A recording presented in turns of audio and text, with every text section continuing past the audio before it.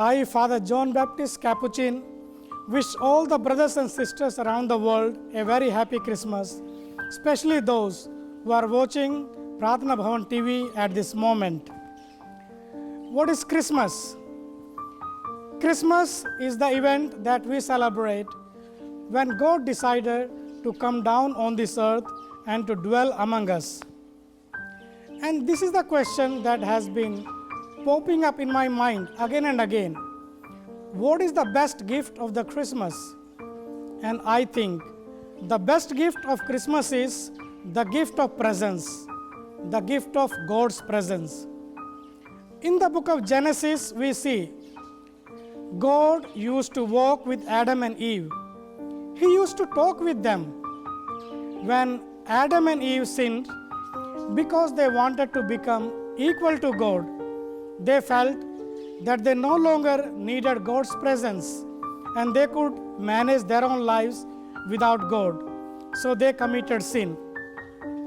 However, God was kind to them and He assured them that He would continue to live with them. He would continue to be present with them. God continued His presence, and we can see that throughout the salvation history. In the Old Testament, we see God sent His prophets, kings, and chosen people who expressed God's support and love to the people, through whom God continued to live with them, to support them, to guide them. And that way, God's presence continued throughout the whole world. When we come to the New Testament, God wanted to still become intimate to us. He wanted to live among us.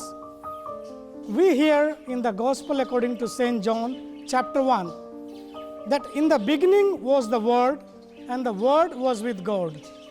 Word was God. Word became flesh and dwelt among us. Yes, dear brothers and sisters, the Word became flesh and dwelt among us.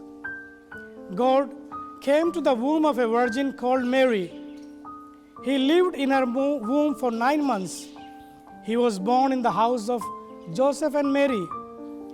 Joseph and Mary were privileged to take care of child Jesus. They were privileged to live with Jesus. They touched Him, they felt Him, and they took care of Him. So much close God became to them. The people of Nazareth, they also experienced Jesus' presence.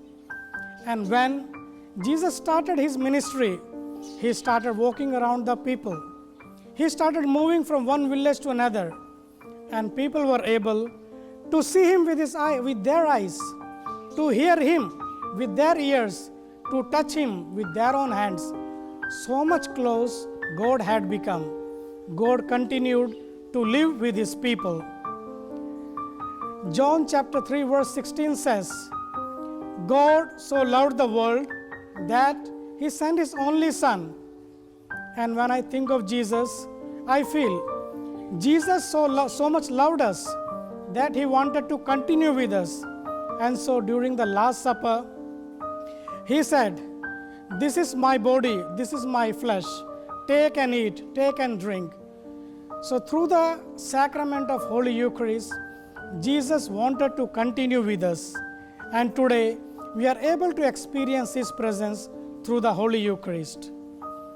Indeed, as God used to walk with Adam and Eve, He continued to walk with us, He continued to live with us. First, in the family of Joseph and Mary, with the people around, and the later now through the Holy Eucharist. God continues to live with us.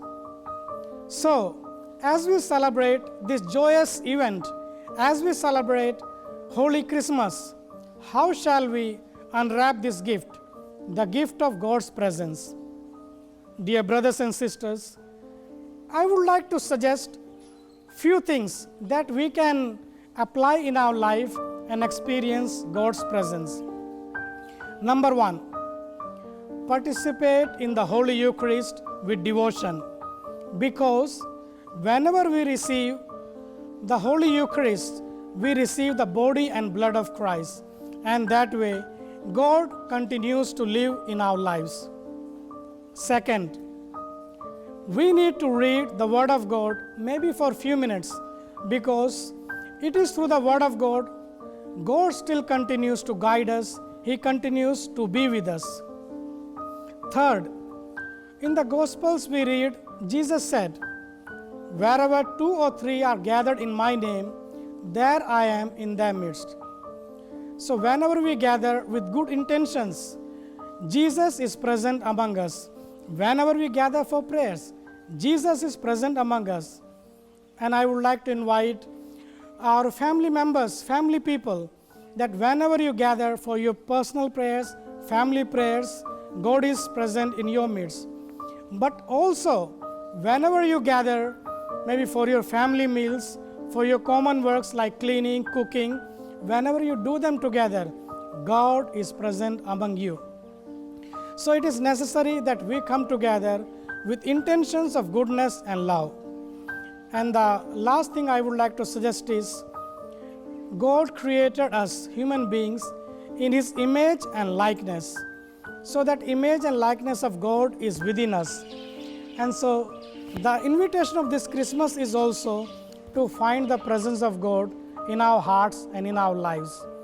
We need to perhaps brush up the dust that might have settled on this image, and that we can do by some self-reflection, meditation, and prayers.